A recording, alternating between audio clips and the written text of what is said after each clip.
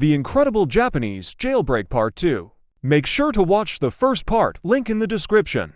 3. Akita Prison Break. Police recaptured Shiratori after 3 days whilst he was stealing supplies from a hospital. Sentenced to life in prison for escaping and attempted theft. He was transferred to Akita Prison in 1942.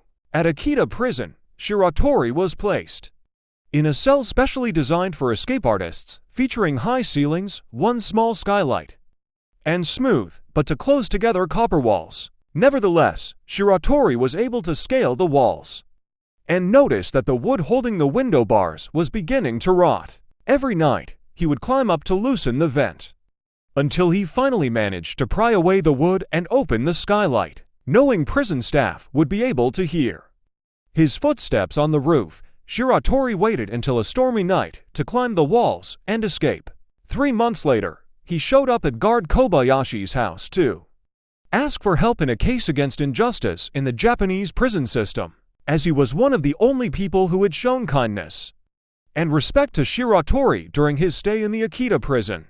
However, while Shiratori was in the bathroom, the guard called the police, and Shiratori was arrested and sent back to prison for Sapporo prison break for his previous escapes and the farmer's murder.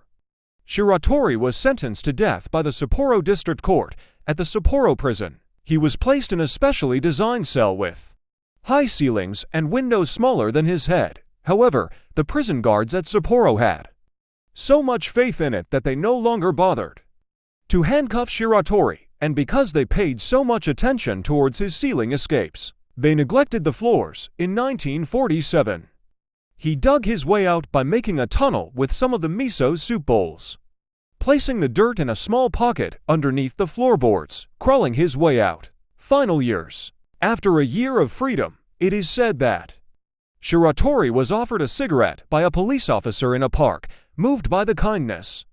In 1948, cigarettes were luxury items in Japan. Shiratori admitted he was an escaped convict and offered to be turned in. He was arrested and tried once again, but the High Court of Sapporo, having reviewed his case, decided that the farmer's death was a result of acting in self-defense and during his escapes.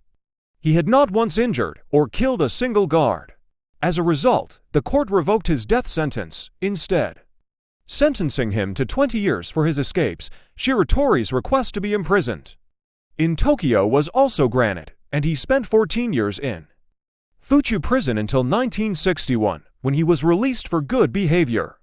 Later, he returned to Aomori to reunite with his daughter. Although their relationship was dull, his wife had died while he was in prison. Shiratori lived for another decade working odd jobs to survive.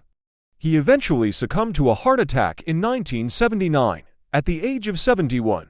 This is the incredible story of Shiratori. Hope you like it. Make sure to like and subscribe.